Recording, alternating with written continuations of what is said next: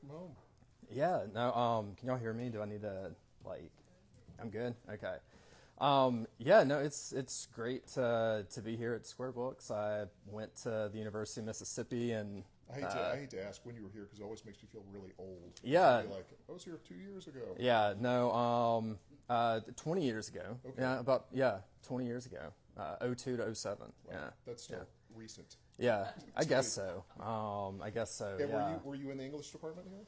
Yeah, I was an English major. I actually, that was a decision. I mean, obviously everybody decides what they're going to major in when they're in college, but I actually made that decision on the balcony at Square Books. Yeah. It was like one afternoon. It was 2004, October, November. Somebody suggested to read Larry Brown, and so I went in and got his first novel, Dirty Work, and I read the entire thing. I did buy it eventually, but I didn't buy it that day from Square Books, but I read the entire thing. And as I like to say, to paraphrase like the Southern Baptist that I grew up around, I decided then to give my life to writing. So dedicate my life to writing. Yeah. Larry has that effect on a lot of people. I think. Right. Yeah. Tommy, Tom Franklin, for me, I mean, that was one of the draws to come to Oxford was to get to meet Larry Brown. Yeah. And to be around him. And I was, had so much influence with that too. When I read Joe and Father and Son, and I was like, boy, this is something special. I want to go to Mississippi. So Yeah. that's how Alabama people ended up in Mississippi because of Larry Brown. Yeah. Well, I grew up 30 minutes So you're from down the road from here. From Yeah. Pontotoc. Yeah, from Pontotoc, and had never heard of Yeah. Larry Brown until Really? I got here. So, I read a lot of good, fiction in high school, but like just never knew you could write like that until I read, Larry Brown. So when you were in high school, what were you reading? Like, were you a big reader, or was it until you got to college, or what was it? No, I grew up reading a lot. My parents, like Goosebumps and comic books and stuff like that. But also in high school, I had some lenient English teachers who would allow me to sort of like read ahead. So I'd read like Scarlet Letter, and then everybody else would still be reading it, and I'd get to like pull something else like off the shelf. They just kind of let me do what I wanted, not completely like what I wanted. I got consequences. I served a lot of detention. How did you get turned on to Larry Brown? Was it just being in Square Books and you saw a picture, or you said, "Well, who is this guy?"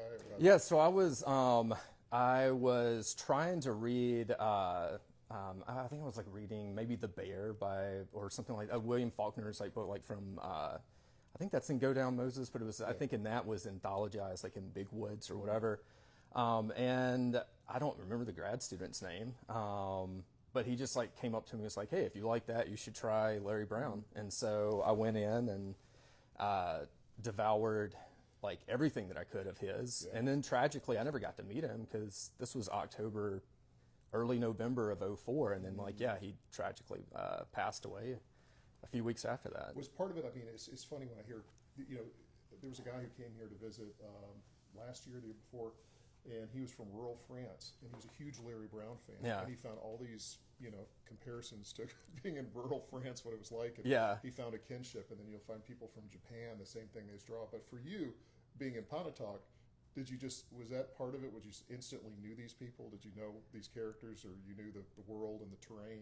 Yeah, no, it was like reading, I recognized like all those places and the landscape, and like having grown up, between, New Albany and Oxford, Tupelo and Oxford. Yeah, like it just, it spoke to me. Yeah. For sure. And in your book, which is terrific, there's so much local lore, and I think for people that don't live here, they don't understand how different Mississippi is and how varied Mississippi is, and how different North Mississippi is from the Delta as it is from the coast. But this is very North Mississippi hill country. What are some of the other things that would talk? I mean, I think you were also drawn to the music of this area, and also a little inspiration from that, I think. Yeah, no, so that was something else. Like when I came to Oxford, Fat Possum Records putting out the Junior Kimbrough and R.L. Burnside and all of that. And so I grew up I knew Delta blues, but hearing that, it was sort of like I'm not a musician, so I don't have the dictionary to like describe that, but just like But the chord progressions or whatever, like right. it just sort of like encapsulated And it's the specific. rolling hills Yeah. of It's that driving kind of Yeah. plaintive music when you listen to Burnside or Kimbrough or Yeah. Mississippi Fred McDowell, and it has a certain kind of rhythm to Yeah. it And a feel even to it. And I think like with Larry's books, nothing better than to Yeah. read Larry's books while listening to Junior Kimbrough. And Yeah. there's a feel to it. Yeah, and even Pontotoc has a Fat Possum like artist Terry Bean. That's No, right. Terry Harmonica Bean. Yeah, Yeah. yeah. So that's a big source of inspiration. Yeah, as well. All right, so let's talk. Well, many things I want to talk about with this collection. But let's go first to the main thing, which is the title, Bodock. I'll be honest with you, I did not know what the Bodock tree was. I've lived in Alabama and I've lived here for 25 years, and I never have heard of it. So Yeah. I had to Google it and look it up. So was this something from your family? Was this something that's been in your mind for a while? Yeah, no. When I was, I think when I was in Miami, like trying to figure out like what I was going to name this place, I was inspired by, like two things. Like one was my dad's parents, my paternal grandparents, like had a Bodock tree growing in their backyard. So like I remember those heavy horse apples just like falling and Just like give us a kind of an overview really quickly. 'Cause Yeah. I had to learn this recently. So, yeah, it's a weird plant. It is, yeah. So it's the Osage orange tree. French like colonizers called it the Bodock, Boisd''Arc, and for wood of the bow, because the Osage and other indigenous tribes like used it to frame their archery bows. And then rednecks like me in Mississippi who couldn't pronounce Bodock, like it eventually became Bodock and then Bodock. And so Pontotoc used to have the largest Bodock tree in the state of Mississippi. No kidding. And so we have a Bodock festival every year in See, Pontotoc. I thought you made that up. No, I didn't. See, I thought that was made. Is there actually the thing like the Scottish guys where they're flipping the Bodock? Is that real? Yeah, they have. They had a fence post. Yeah. At that point, I was reading the book and everything was ringing true. I said, oh, I don't believe this. Yeah. This is no, there was. I think it went all the way back to the first year, which was in 1994. They had. But sadly, in 2001. The tornado that came through like in February, like mid-south weather is like so weird, but it felled the tree, so it no longer stands. But yeah, that's yeah. So, what brought you down to Florida International? I know some really wonderful writing professors that are there. Like I don't know if Jim Hall was there. When I had that first workshop was with Jim Hall. Yeah, that was he a is crazy. legendary. James W. Hall is a legendary crime writer, poet. Brilliant novelist, my favorite novelist. And then Les Staniford. Yeah, I had Les as well for class. Lynn Barrett, who's also like dabbles in crime. Like she's an Edgar winner for an Elvis story. Actually, it's I can't remember if it's Elvis Lives or Elvis Lives. I mean, spelled the same way, but it was about Elvis impersonators. It was really wild. But yeah, I think what took me there, a number of things. The crime writers that were there, I had, I studied, I was in Barry's, one of his crime fiction noir, classes. But also, I would have, I remember I didn't apply to here, to the MFA program. I don't know if I would have, gotten in. That's not the point. But it really, had to do with, I had grown up within, 30 miles and gone to school, gone to college, and I was just I need to get out and see the world. So I got accepted to Miami, and it was great. Yeah, and John Dufresne was a huge influence as well, who has also dabbled in a little. He had a couple of crime novels. Were you thinking, because there's crime in your book, but this is not a crime short story collection. Yeah, it's not really. There are criminal elements, but there's everything. There's stories that take place in the 1800s. There's magical realism. There's meth dealing. There's heartache. There's all kinds of things that are going on. There's family drama. Yeah. Did you initially think you were going to do crime? Because I know you initially were in the Mississippi Noir book, and so is that? Yeah, I think I mean sometimes I intend to write that, and I do have when I got out of the program, I had been writing and mostly finished like a crime novel that also takes place like during the ice storm. But like with this collection, I mean, a lot of my writing process is just like, throwing shit against the wall to see what sticks. And I think like that's kind of like what, like you get sort of a hodgepodge, a large like representation of fiction genres like in the book. But I think I was also like listening to like how to tell the history. Your book's like an album, You're Yeah. just like an experimental album where you're going through all Right. kinds of different, not genres, but Yeah. different ideas and character. But it's fun because Yeah. it is all this cohesive thing brought together by not only the county, but also this ice storm, which we'll talk about in a second. Yeah. So yeah, and I think like that was just listening to like how to best. So yeah, there's the sort of narrative threads like through here they all take place in Bodock. There's the ice storm. There are the two families, the Claygardners and the Udabons, that sort of like and the ice storm is like a framework for telling the history of the town. But like, yeah. And so I had to use magical realism for some of it. Some of it just like, and a lot of it sometimes it just happened organically. It's not like Had some of this been published somewhere else earlier in other magazines, or did it? At what point did it take a cohesive feeling when you started tying in the ice storm and also the location, or was it always around that? I think for the most part it was. So I set out to write a fiction collection in the same like fictional location in Bodock. I didn't know the name of it was Bodock at that time. Which I enjoyed a great deal. Oh, thank you. Yeah, there's a great, that was fun to read. And it right. There's a terrific piece talking about what's the title of it? It's about writing within one community, it's like small town gothic 11 story collections in fictional locales. I think. Yeah, which was really fun to write. And yeah, so I didn't go into this thinking I'm going to write an entire collection about the 1994 ice storm. It just happened organically. I took one story with me to Miami that was an ice storm story. It was supposed to be like a retelling of the biblical flood, but then like, I don't know, something about the heat of Miami like influenced me to write about ice storms. I was like, I need to get back to. It's funny how that getting out of those locations, right? Where you're comfortable, makes you kind of not homesick but nostalgic for those kind of things. Yeah. Well, let's go back to the ice storm, because everything's about the ice storm. Everything goes back to the ice storm. How old were you during the ice storm in '94? I was 9, going on 10. Yeah. So. Tom, what were you doing in 1994? Can't remember. I was a young. I was out of college. So, but I know when I moved here in 2001.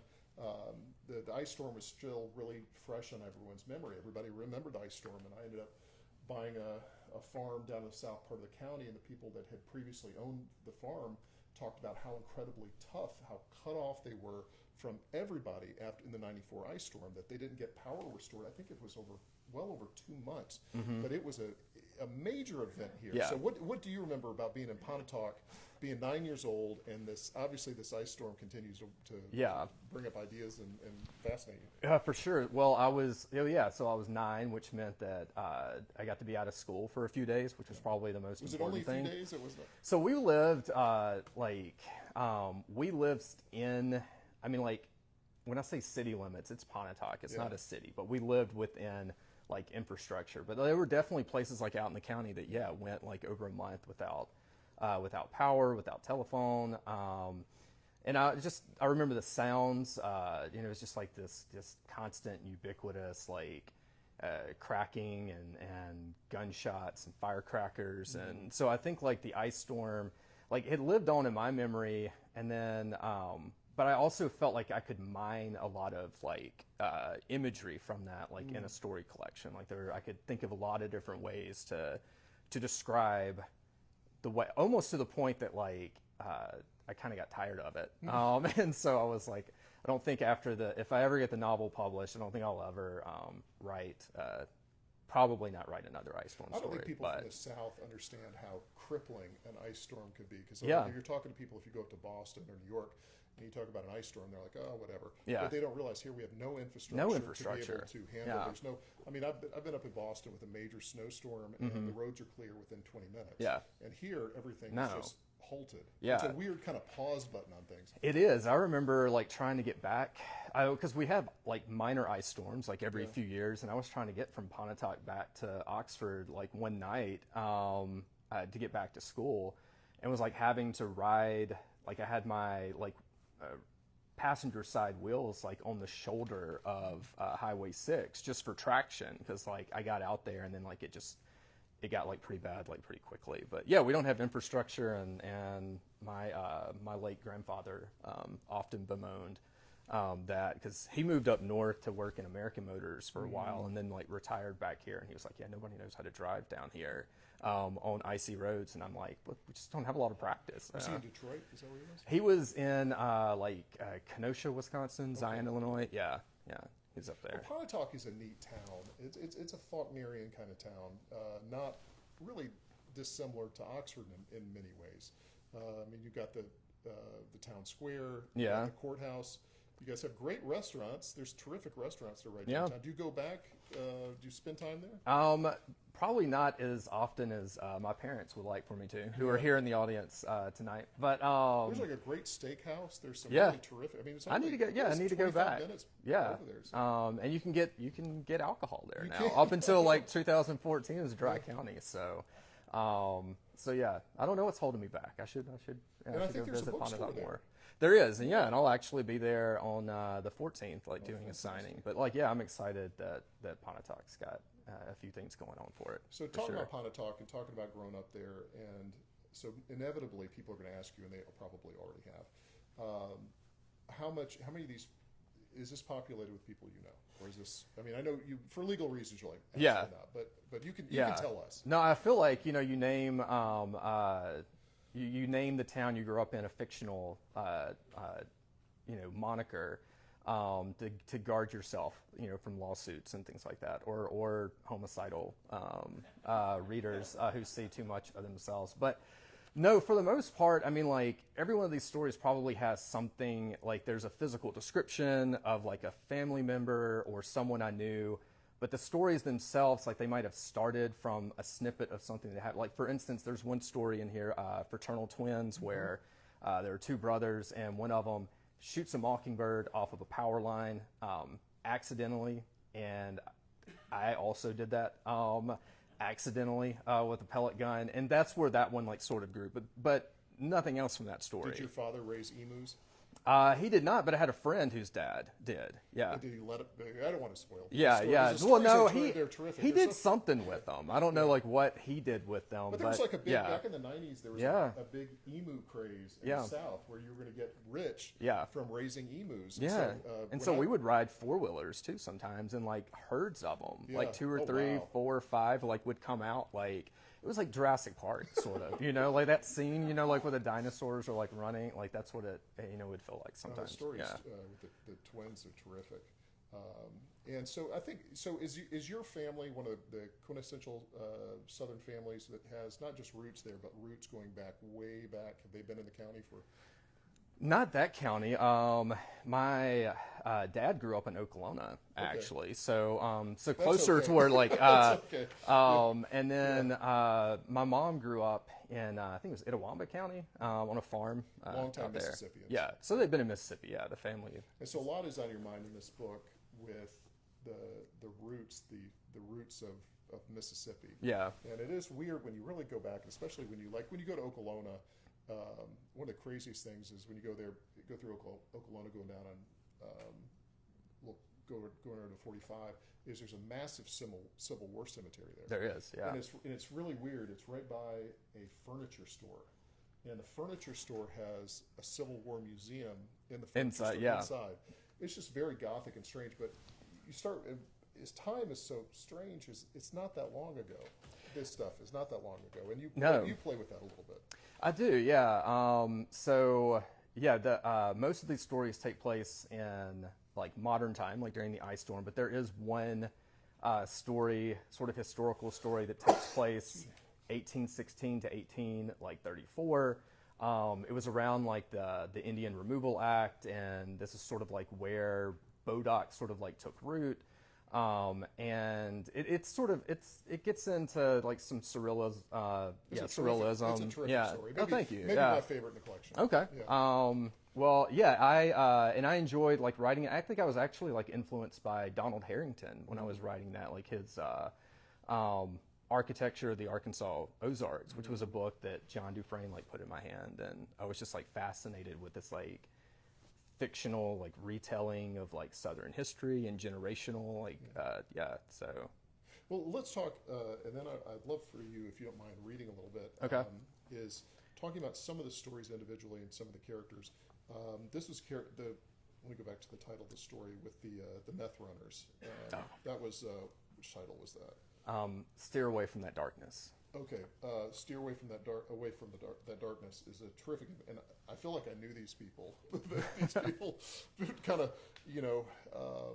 I thought you had a ingenious way of doing the drug running there. Was that something that actually happened, or because I thought it was I was like, it was almost so good. I was like, if I ever wanted to get out of writing and get to become a meth dealer, I was like, this is the way to do it. You have it all figured out. And that's. So I don't remember how that happened. And the reason I say that is because that's a story that I started writing the first year of our second child's life. So a lot of it was like I left the laptop on the nightstand, and so like the office that we have at the house now was the nursery, and so I was like I didn't have a place to write, and so I would just like grab the laptop when I got up in the morning and like start writing. And so like I don't remember exactly if there's a kernel of truth like from that, but there's a lot of truth, because I spent a decent amount of time riding back highways here with some of the folks in the sheriff's office, and they were guys like Bradley and Dwayne, and I think there's some other great character names. Peach and Sergen. Sergen? I don't know. I'll take your pronunciation of it. Yeah, Sergen, and but this is some. I think when you get in North Mississippi and you get into the hill country and you get to the back roads, I think people that come to Oxford, they see cocktails and people going to City Grocery for for events or whatever, and kind of the more genteel South. But we could take a step in a direction about a mile or two, or even less than that, and this is a pretty hard scrabble place. I mean, it's kind of in many ways what I like about writing about this area. It can in some way be like the Wild West and somewhat uncivilized. Do you feel like that? Or no, I mean for sure, and I I knew a lot of those people when I was in high school, and I never trafficked meth at all. All right, so I'm prefacing that, but I knew. For the record, for our people at home, I did not mean to imply that you were. I just said if you wanted to, you'd be good at it. That's all I'm saying. Yeah, no, I maybe so. Yeah, if this doesn't work out. Should we say how it was done, or is that going to spoil the story? No, I think it's fine. Yeah. In the story they use they run meth up to Memphis, and they disguise the meth in venison that's been processed, and so like they run it up to Memphis, and then they take it to a little deli, basically on Summer Avenue in Memphis. Kosher deli. Yeah, a kosher deli, because it's because a lot of kosher delis deal in venison. Yeah, right, for sure. Well, in Memphis they do, I guess. And then they would bring the ingredients for meth back down the same way, not disguised within venison, but just like in If you guys been out and you've seen some of the deer processing plants, I mean, when you look at them, you're like, I'm not eating anything that comes out of there. I mean, I've got a buddy of mine, a big hunter, and he's like, I said, you do all the processing yourself? And he's like, have you ever seen where they process that stuff? Goes, there's no way I'm eating anything. I've never seen one of the framed pictures with the score, from the health department, rating whether that's safe. Sure. But it has a little. Has a lot of grit to it. It's a fun story. It really is. But that's, again, how you're bouncing back and forth. And the first story, which starts this collection, is something that I see all the time, which is interesting, which is, property being passed down. Yeah. And infighting with families and people jockeying for positions and ownership of the land. And was that something that you had come across, or is that something what was on your mind there? I think not in my family particularly, but there's always. This is a story called Mistletoe, and I have a house again out in the county where I got to meet a lot of interesting characters. A lot of mistletoe growing in trees. Yeah. And I actually I think part of that story grew from watching my grandfather once remove mistletoe from a tree by way of shotgun. I didn't realize until that I read your book how bad it is for the tree, because I always thought it was great. And every Christmas I'd go out there and I'd shoot it out of the tree just to have the mistletoe. Yeah, that's great. I got mistletoe on my head, but I didn't realize. Well, you were getting rid of it, before it could kill the tree. I guess enough to go hang on the door. Or whatever. But no, I saw my grandfather do that once, and I think that was like one of the just one of those images that the rest of the story grew from. But not to one up your grandfather, I think I did it with a 22. Oh, that's impressive. Yeah. I'm kidding. All right, would you, Robert, be good enough to read a little selection here for us? Yeah, no, I would. That would be fantastic. Okay, let me see here. You said you enjoyed the historical story, so I'll read part of that one. I would love it. Yeah. All right, man. Thank you. All right. So in this, just a quick context. So this is sort of there's multiple perspectives in this story. We start with Exa, whose husband Cyrus sort of runs a corn farm that is used for distilling moonshine. And a few years ago, they had 3 children, and the oldest 2, Cyrus took to the nearest town and traded those 2 kids for distilling equipment and brought them back because it was a struggling farm at the time. And so a couple of days before the opening of the story, he has told Exa that he is going to take Leon, the youngest child, to this town as well. And so Exa fears that the same thing's going to happen, so she's trying to conspire to make sure that doesn't happen. So now the setting sun had unfurled an autumn chill into the hollow as the arcane Bodock came into view. Hanging from the Bodock was a cage with bars carved from thick twigs of the same wood. A mockingbird palpitated around the inside of the cage. Esther Udobon was not to be found, and Exa ducked the low-hanging branches, paying mind not to roll an ankle on the horse apples the Bodock had deposited on the ground. Some of the horse apples had already been trampled and exhaled the sweet rotted breath of their bitter, blackened fruit. A garden should have been at the back of the cabin. Exa first discovered it while pregnant with Leon. That was 7 or 8 years ago, before Cyrus separated her from Dob and Rufus, as if her boys were just so little alcohol distilled from fermented mash, back when she still felt blessed and wanted to surprise Cyrus with a diversion from one of her usual gamey dishes. The Udobon garden had been pregnant with aesthetics and smells completely foreign to her. She settled on a leafy plant similar to turnips in appearance, but was more akin to the sorrel herb. The large quantity she served to Cyrus, and that pot liquor he drank like whiskey, incapacitated his urinary tract, and he went on a 3-day binge of sour mash to pass the stones. His quick-triggered temperament turned violent just that once.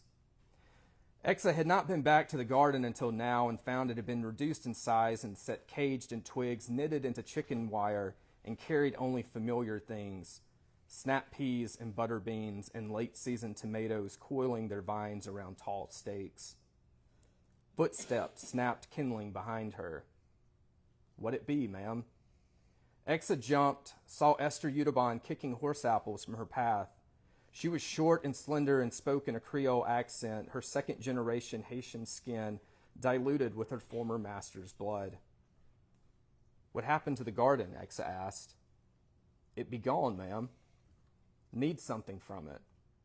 "Burned," Esther Udobon said, and gesticulated with one hand the smoke that had curled away from the small, flat brush fire that day Cyrus had stormed down to their cabin, slashed and burned the garden from which his kidney stones had burgeoned, the gray exhaust that took with it remedies like the one that may have cured Esther Udobon's infertility, having only had the one son, Beauregard.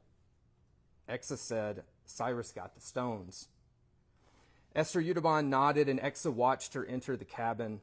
When she returned, she carried in her apron only a handful of sorrel-like leaves. The Udobons had found the seeds beneath the charred earth, but had been too wary to plant them outside for Cyrus to see. Need more than that. Big stones, Esther Udubon whistled. Small stones, this do for either. The mockingbird continued singing. The thick red freckles on Esther Udubon's face and neck glowed in the false purple dust beneath the Bodock. The men would soon conclude the harvest. He ain't got stones, Exa said. Need him to not make a trip tomorrow. Trip? To Gum Pond, taking Leon to do the same he did with Dobb and Rufus. Exa stared at Esther Udubon, but saw no sympathy there, and fought back the compulsion to slap those purple freckles off her face. Exa conjured a lie and reasoned to her father's God, who couldn't be hers as well, not after all that had happened, that it was a necessary fib. Cyrus say he gonna take your husband Mose as well. Don't he usually? Esther Udubon asked. Reckon Cyrus figure he can get a couple of slaves in exchange for him as well. Maybe a female for that young'un of y'all's. Get us some more hands round here. Esther Udubon seemed to buy the lie and stood quiet for a long stretch. Damn it, hurry, Exa said. We ain't got much time.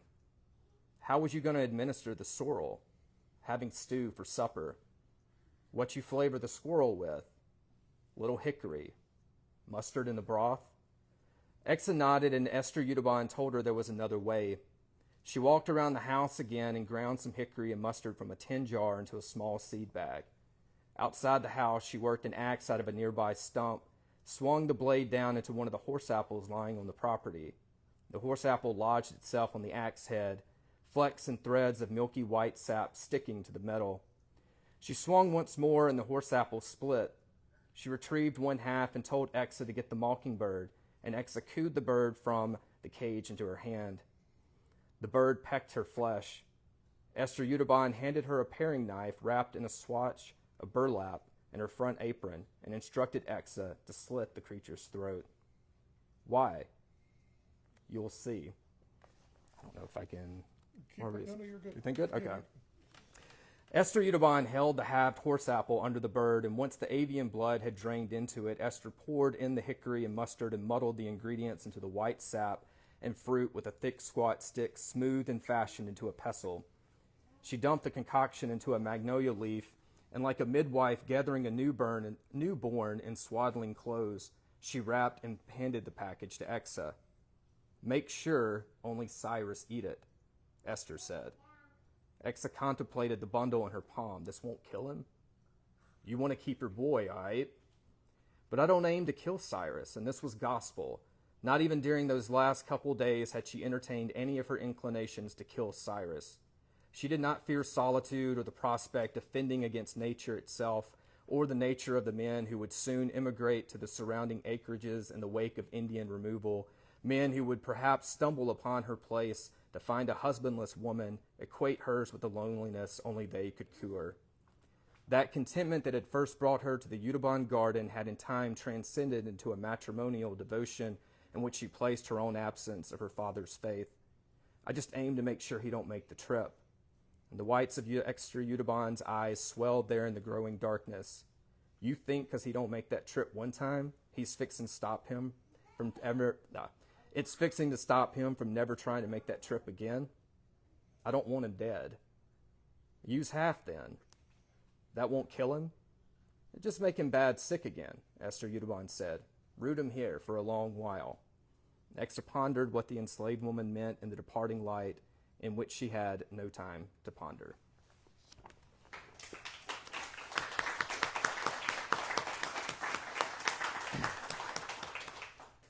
Again, Robert, it's a fantastic collection, bouncing around in time and place with different characters of different social classes and backgrounds, and it's a really wonderfully done collection. I enjoyed it immensely. Now is the time in our show I would like to turn it over to you guys for some questions. And I can guarantee when I ask you the questions, it'll be like 20 seconds before somebody raises their hand. This always happens, I guarantee it. And then they won't stop. And at one point I'll be like, that's enough. That's enough. So who's going to be brave enough to ask the first question here? It's 20 seconds, I'm telling you. It's got to go on. Did you do any digging into history and Pontotoc, did you go into read any like local histories or anything, just saying about like with enslaved people or farms that period, or did you? No, yeah, a little bit, just to kind of get like what, because Cyrus like started with cotton, but like the hollows and the hill country, like they didn't have enough property really to like to grow enough on that land to turn any sort of profit, which is why he switched to corn. But also, like, there's in one of these stories in Frice and the Bison, the Udubon family is back, and they're in there's an old Lochinvar property. It used to be like a Scottish like person's estate, like there. But that makes an appearance in the book as well. So there's a little bit of like, a little to a lot of Pontotoc lore like in there. Mississippi's so strange because all the near history, because I mean, like for people that are from Alabama, a little bit older history as far as, but this is just such a frontier area up until a certain point, and certainly once you get into the Delta, but certainly in North Mississippi, relatively new as far as settlement. No, for sure, and I think that's like where they kind of have it, on the horizon. Like they've heard like inklings of like the Indian Removal Act like coming through, and how that is going to open up and Native American territory. Up until recent modern history. Just so fascinating. Yeah. All right, now we're going to go back. We're going to try this again. Question? Yes, sir.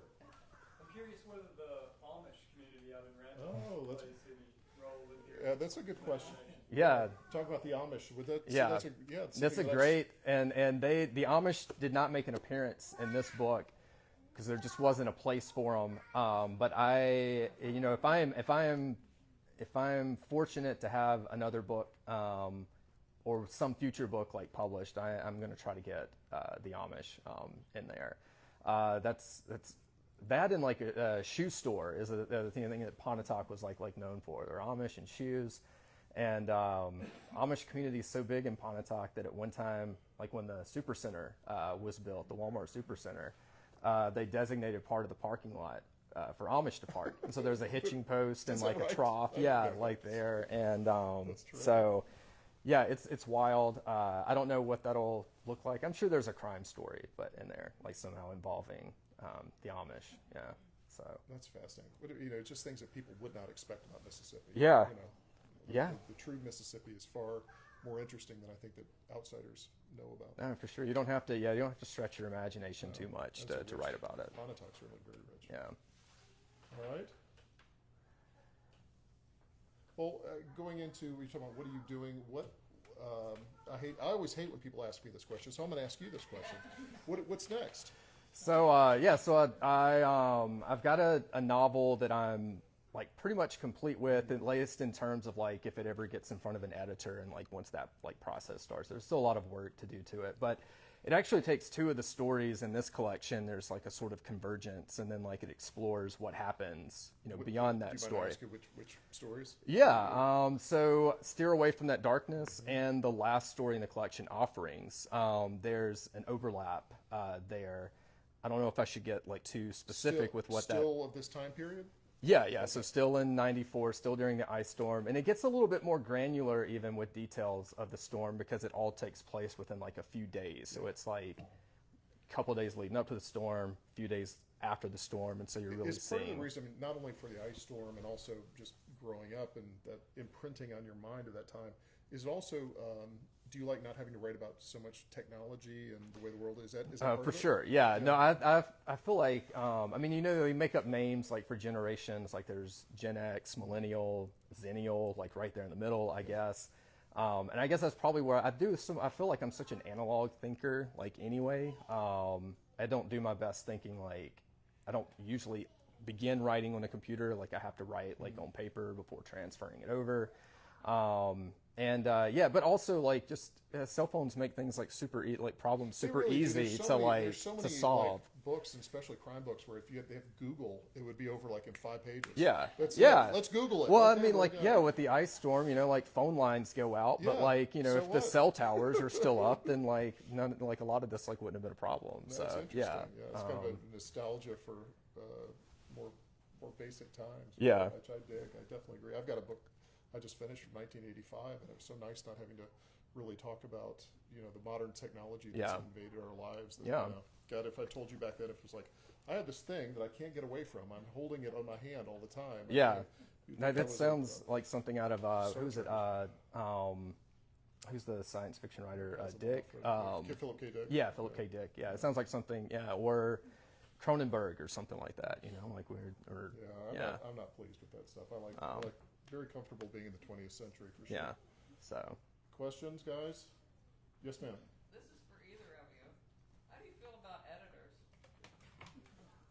How do we feel about editors? Well, I'm gonna let you have that one. Okay, yeah.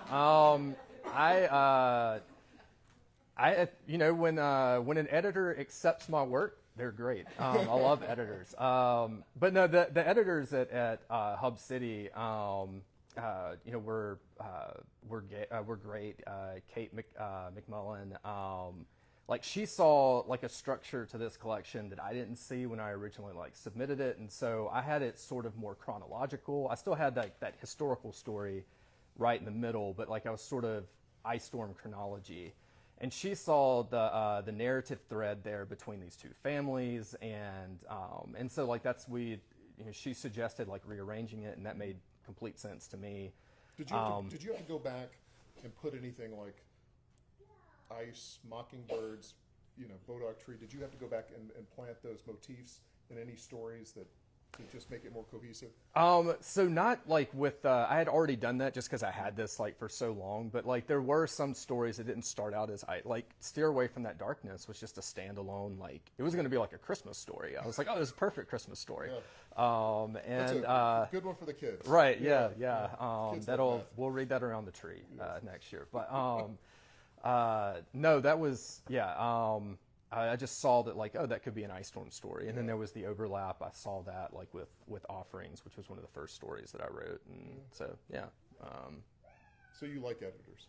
No, I think I do for the most part, because when I'm writing, you stay around those trees, I guess so much if you're comparing it to a forest, and all those trees start to look the same, and you don't see things that an editor would see because they're looking at it from a forest sort of view. So. But I do think you also have to know what you intended for that story or that novel or whatever, and hold your ground on things that you think are non-negotiable as well. But I think they're helpful, for sure. And I would love to work with any editors out there who want to publish my work. So I think a good editor, the best editors that I've ever worked with have been the ones that challenge you and make your work better. Yeah. The worst kinds are the ones that micromanage things without seeing the complete picture of what you're trying to do. But if you get somebody, the best you want is you do want an editor to make it better. That's what their job. Their job is you've done a good job, but I think we can do better. That's the kind of people you want to work with. Agreed. Yeah. Yes, sir. You may have said this already, but how long have you been developing these stories? So I guess the first one began in 2008, going into which was the Offering story, but it wasn't nearly that long at that point. Some of them, I guess half the story sort of originated in the program, and then the other half came once I was out and writing for several years after that. And then I put the collection away for a few years because I couldn't get it published. And but yeah, and then some of them, one of these, Parable of the Lung, which was Anglers at the Keep in Mississippi Noir, and it just got a name upgrade. That actually started in a Barry Hanna workshop, undergrad workshop here.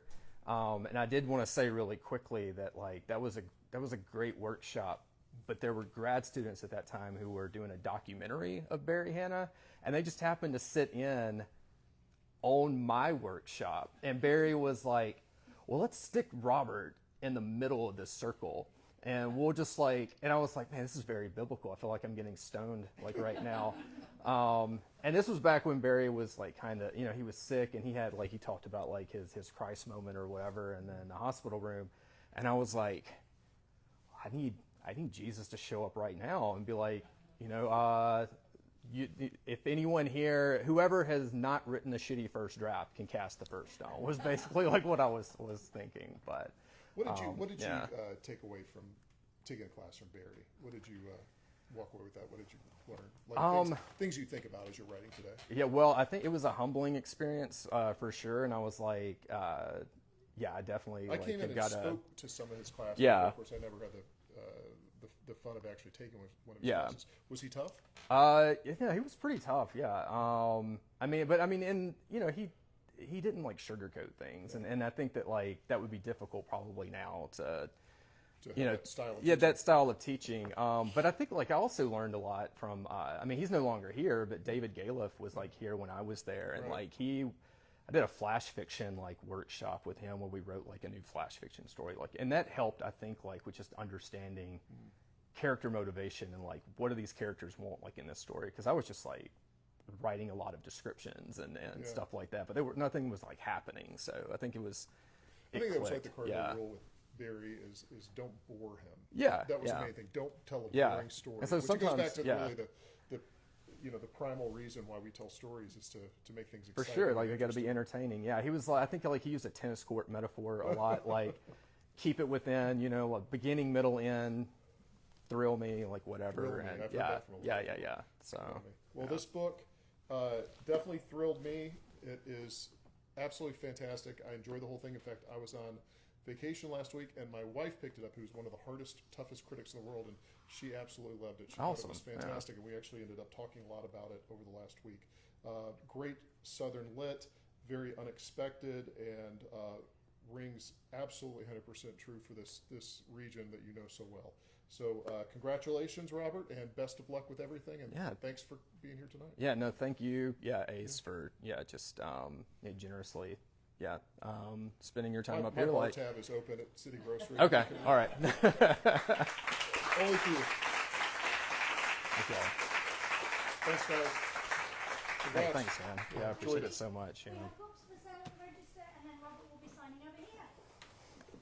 All right. I might go to City Grocery and get a beer if you finish.